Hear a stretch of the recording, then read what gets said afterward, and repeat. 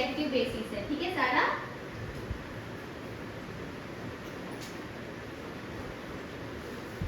चलो अब बनाया तो भी सीधा देखोगे, नहीं जो बनाया वो भी यहाँ पे मैच कर देंगे, ठीक है ना। सबसे फर्स्ट क्वेश्चन क्या है, due to hunger the poor beggar had become very deaf. अब यहाँ पे इसका मतलब समझो और इसमें जो सुटेबल एडजेक्टिव होगा वो लोगों को पुट करना है, क्योंकि अभी हमारा जो चल रहा है टॉपिक वो क्या चल रहा है, एडजेक्टिव, ठीक है ना। तो इसका मतलब समझते हैं सबसे पहले क्या इसका मतलब हो रहा है। Due to hunger the poor beggar had become very. अब भूख के कारण, ओके, भूख के कारण जो गरीब भिखारी है वो बहुत क्या हो जाएगा, वीक। समझ सकते हो, स्ट्रॉन्ग होगा, नो मैम, स्ट्रॉन्ग मीन्स मजबूत होना, तो भूख की वजह से मजबूत तो हो ही सकते बिना खाना खाए। ब्रेव होगा, बहादुर होगा, वीक कमजोर होगा, रिच पुअर होगा, क्या होगा, रिच अमीर होगा, क्या हो जाएगा, वीक। तो यहाँ पे हम क्या लिखेंगे, वीक, ठीक है ना। तो हमारा राइट ऑप्शन क्या हो जाएगा, वीक। अगला देखोगे, the dash should not be proud of their wealth. इसका मतलब है डैश को उनके धन पर प्राउड नहीं करना चाहिए, गर्व नहीं करना चाहिए, घमंड नहीं करना चाहिए। रिच को, पुअर को, वीक को, नीडी को, रिच। तो जो अमीर है उनको कभी भी अपनी धन का अहंकार नहीं करना चाहिए। तो अमीर लोगों के लिए यहाँ पे द रिच लग रहा है। अगर सपोज दैट सिर्फ रिच होता है, इसका मतलब क्या हो रहा है, सिर्फ अमीर की बात हो रही है, एक अमीर की बात हो रही है, ओके। रिच मैन मतलब एक अमीर आदमी की बात हो रही है। बट अगर रिच के सामने द लग गया तो कोई बता सकते हो कि इसका मतलब क्या हुआ, इसका मतलब ये होगा कि अमीर लोगों की बात हो रही है, ठीक है। तो यहाँ पे किनको गर्व नहीं करना चाहिए, किनको घमंड नहीं करना चाहिए, अपनी संपत्ति का, रिच को। यहाँ पे क्या लिखेंगे, रिच। नंबर 3 हो गया। Number 3, the house is very dash so I can not by it, costly. तो घर की बात हो रही है, मकान की बात हो रही है, हाउस मीन्स मकान, मकान बहुत क्या है इसलिए मैं इसे खरीद नहीं सकता। तो एक मिनट, अब यहाँ पे कॉस्टलियर यूज है, कॉस्टलीएस्ट, मोर कॉस्टली एंड कॉस्टली। तो सब लोग पढ़े हैं ना, डिग्री पढ़े हैं, डिग्री सिंपल जो पॉजिटिव डिग्री होता है उसमें हम सिंपल सा बेसिक सा जो एडजेक्टिव वर्ड होते हैं वो हम यूज करते हैं। दूसरी बात, कॉम्परेटिव डिग्री का मतलब क्या होता है, जिसमें एडजेक्टिव का फॉर्म दो के बीच में कंपेयर करने के लिए होता है ना। तुम्हारा ध्यान कहाँ पे है,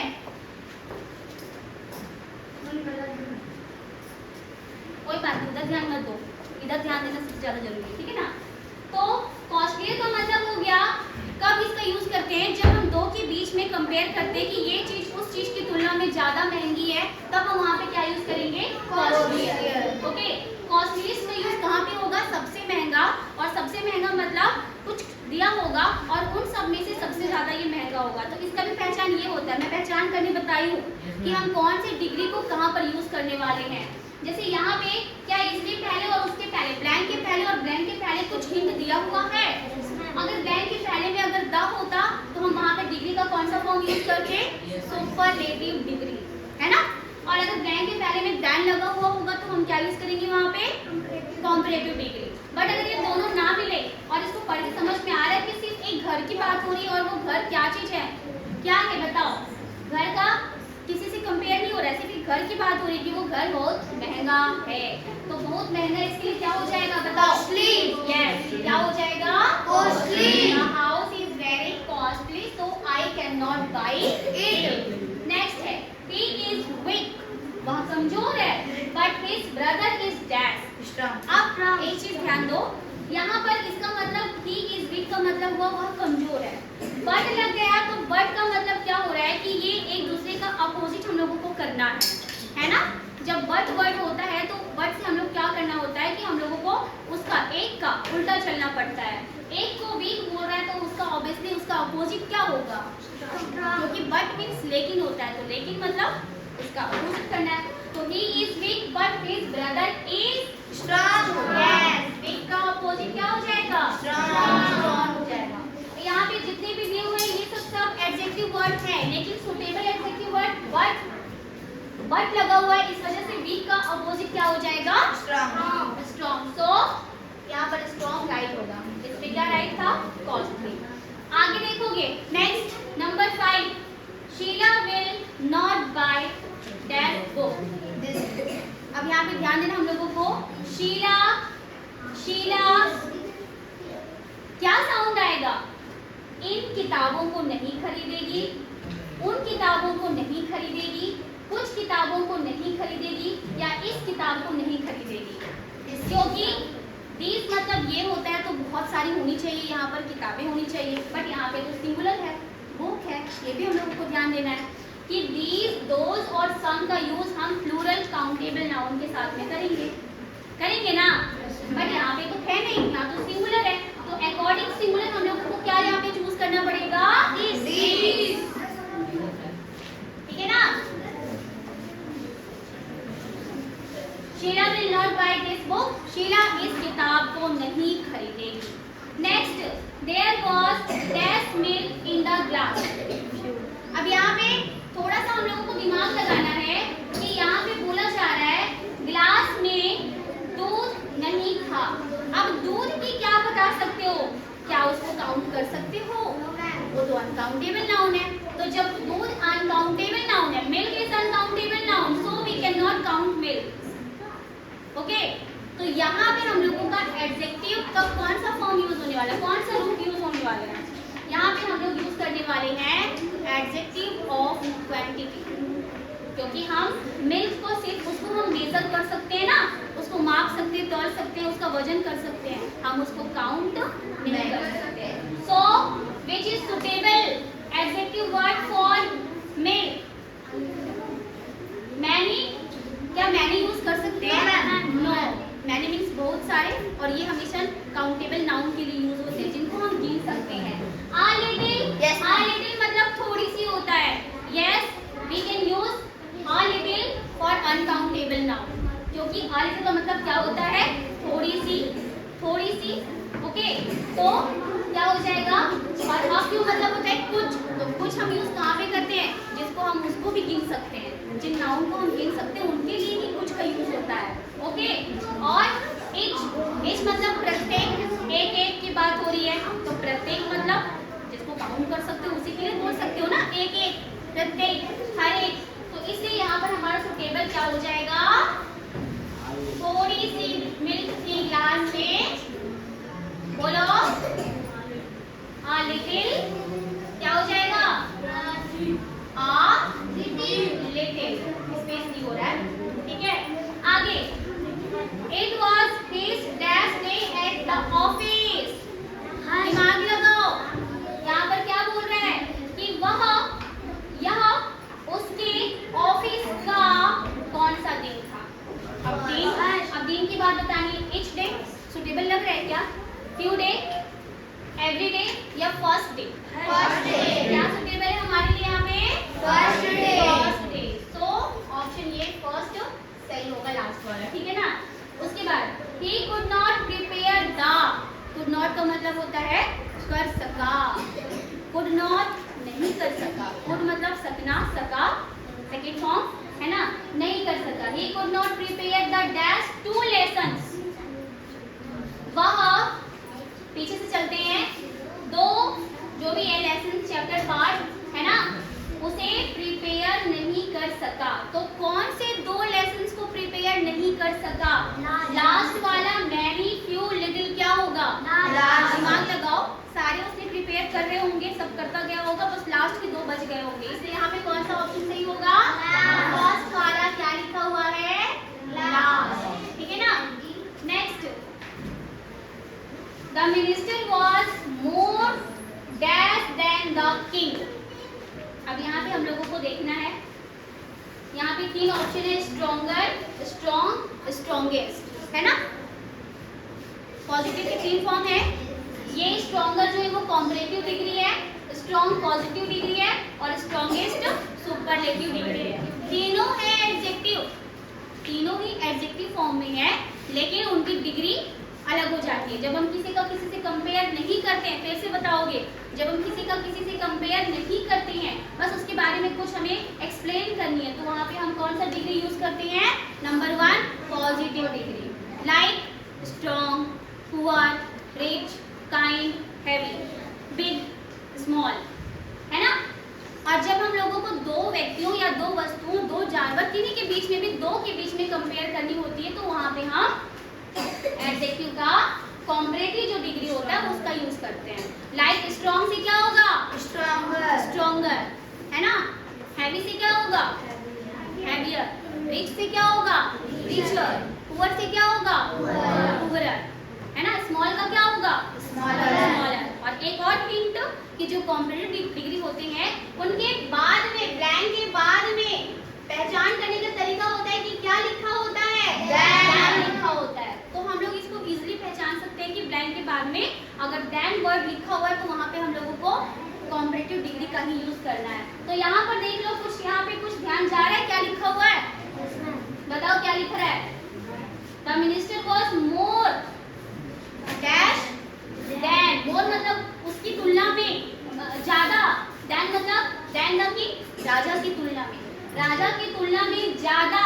अब क्या है बताओ तुम लोग? स्ट्रॉन्गर, स्ट्रॉन्गेस्ट, क्योंकि यहाँ पे देन लगा हुआ है, मतलब उसकी तुलना में ये बोध करा रहा है। इसलिए क्या हो जाएगा सही? Stronger comparative degree. कौन सा degree? Comparative degree, comparative degree.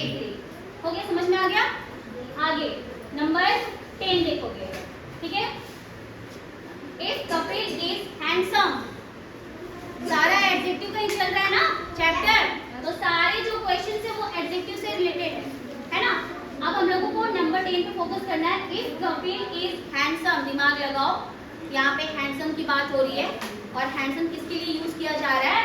Kapil के लिए, क्योंकि कपिल बॉय है। बॉय को अगर अच्छा बोलना है तो उनके लिए ब्यूटीफुल नहीं बोलते हैं, सुंदर बोलने के लिए उनको ब्यूटीफुल नहीं बोलते, उनको क्या बोलते हैं?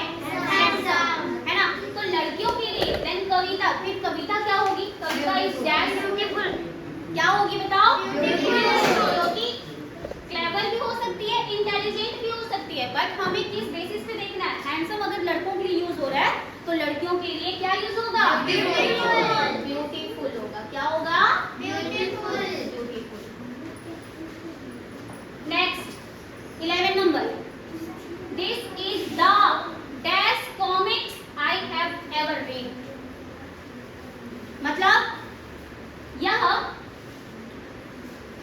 ऐसी कॉमिक्स है जिसे मैंने कभी नहीं पढ़ा।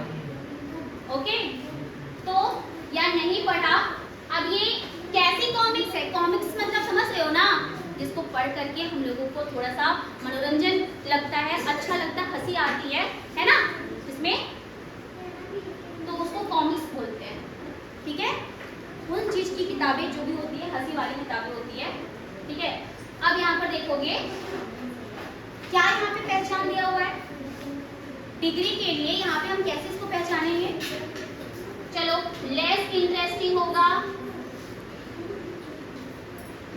Option most interesting, more interesting, less interesting या नन ऑफ दीज, इनमें से कोई नहीं। क्या होगा? कैसे पहचान करेंगे? यहाँ पे द लिखा हुआ है, कॉमन सेंस लगाओ। डिग्री में हम लोगों को एडजेक्टिव के फॉर्म की जितने भी डिग्री होते हैं, 3 तो डिग्री होते हैं, पॉजिटिव, कॉम्परेटिव, सुपरलेटिव।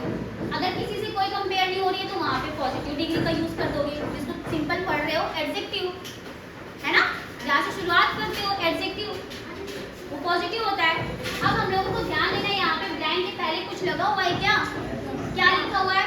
द। तो द है, इसका मतलब अब हम लोगों को यहाँ पर कौन सा डिग्री यूज करना है? मतलब जितने कॉमिक्स की किताबें हैं उन सारी किताबों में से बोल रहा है कि जितनी भी कॉमिक्स की किताबें हैं भैया, जितनी भी मैंने पढ़ी है, उनमें से ये जो बुक है वो कैसी है? ये जो कॉमिक्स है वो सबसे ज्यादा मोस्ट इंटरेस्टिंग है, क्योंकि द लगा हुआ है और द के लिए क्या होगा? Most interesting. यस, होगा ना, क्योंकि इंटरेस्टिंग का अब बोलोगे कि मोस्ट और मोर भी लगता है। किसको किसको मालूम है कि मोर और मोस्ट कब लगते हैं? जैसे अभी स्मॉल पॉजिटिव डिग्री था, उसका स्मॉलर हुआ, फिर स्मॉलेस्ट हुआ, बट यहाँ पर इंटरेस्टिंग का लग गया और सुपरलेटिव में मोस्ट लग गया, क्योंकि इसके भी पीछे रीजन है। इंटरेस्टिंग वर्ड बड़ा है, इनको हम दो भागों में पार्ट में बांट सकते हैं। जो बड़े वर्ड्स होते हैं उसको जब हम उसको वर्ड्स में पार्ट में कर सकते हैं तब हम उसको मोर और मोस्ट लगा करके करते हैं। तो यही रीजन है कि इंटरेस्टिंग पॉजिटिव, उसका कंपैरेटिव क्या हो जाएगा, मोर इंटरेस्टिंग, और सुपरलेटिव क्या हो जाएगा, और सुपरलेटिव के पहले पहचान होती है डिग्री। जब रैंक के बाद में दैन होता है तो कंपैरेटिव लगाते हैं, और जब सुपरलेटिव की पहचान ये है कि जब रैंक के पहले द लिखा हो तो वहां पर कौन सा डिग्री यूज करेंगे, सुपरलेटिव। तो सुपरलेटिव क्या होगा इसमें बताओ, क्या होगा, आवाज निकाल सकते हो आवाज। Most interesting, most interesting. ये हमारा ऑप्शन नंबर 1 राइट है। अगला देखोगे, my house is dash as yours. इसका मतलब पहले मतलब समझते हैं, ठीक है ना। मेरा मकान जितना तुम्हारा है। अब इसका मतलब ये बोल रहा है मेरा मकान जितना तुम्हारा है। अब बात क्या चीज हो रहा होगा, मेरे मकान जितना तुम्हारा, मेरा मकान जितना तुम्हारा है, बड़े की बात हो रही है, बड़ा की बात हो रही है। मतलब बोलना क्या चाह रहा है कि मेरा मकान उतना ही बड़ा है जितना तुम्हारा है। क्योंकि एक बात याद रखो, जब कभी भी एज डैश एज होता है तो इसका मतलब होता है उतना ही जितना ही, उतना ही जितना ही। तो इसका मतलब क्या हुआ, एज ब्लैंक के पहले भी होना चाहिए और एज ब्लैंक के बाद भी होना चाहिए, तब इसका मतलब होगा उतना ही जितना ही। ठीक है, तो बताओ माई हाउस इज क्या होगा, और यहाँ पे डिग्री का कौन सा फॉर्म यूज होगा मालूम, पॉजिटिव डिग्री। याद रखोगे, जो सबसे फर्स्ट वाला जो हम पढ़ते हैं ना एडजेक्टिव, शुरुआत करते हैं उसी को पॉजिटिव भी बोलते हैं, तो वही डिग्री का फॉर्म यहाँ पे यूज होगा। अब बताओ क्या होगा, माई हाउस इज एज लगाना पड़ेगा, तो यहाँ पर हो जाएगा as big, positive degree form में as big as yours. Clear, समझ में आ गया। आगे नंबर 13, आइडेंटिफाई द एडजेक्टिव। चलिए पहचानिए इसमें से कौन सा एडजेक्टिव है। Soft, to, you, honest. क्योंकि 100 मीन्स होता है, सी का सेकेंड फॉर्म है देखना, देखा। 100 मीन्स देखा। टू प्रीपोजिशंस में पढ़ते हैं, है ना, on, off, into, to, for. You, what is you, which part of a sentence is you, you is pronoun.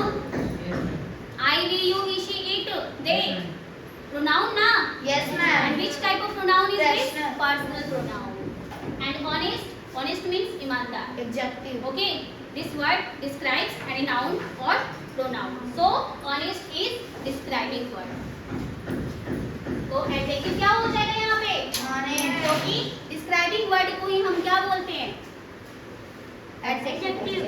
Next last है identify the adjective of number. आप बताओगे 3 में 4 में से ऑप्शन में से कौन से नंबर्स का बोध करा रहा है यहाँ पे, थर्ड एंड ऑफ दिस क्या होगा, थर्ड होगा। क्यों, क्योंकि ब्लू मीन्स नीला, ये किस टाइप का है, ये किस टाइप का है, which type of adjective is blue, adjective of quality. Okay, third adjective of number, enough adjective of quantity, क्योंकि एनफ मींस होता है पर्याप्त, और हम किसी चीज को जब हम उसको काउंट नहीं कर सकते, गिन नहीं सकते, तब उसके लिए हम लोगों को बताना पड़ता है अगर पर्याप्त मात्रा में है तो क्या यूज करेंगे, एनफ, है ना। और दिस मतलब यह डेमोन्स्ट्रेटिव एडजेक्टिव, और कभी कभी प्रोनाउन भी होता है, वो बता चुकी हूँ मैं कब नाउन और कब प्रोनाउन और कब एडजेक्टिव होता है। तो खैर यहाँ पे नंबर का बताना है, तो नंबर क्या होगा, थर्ड यहाँ पे नंबर का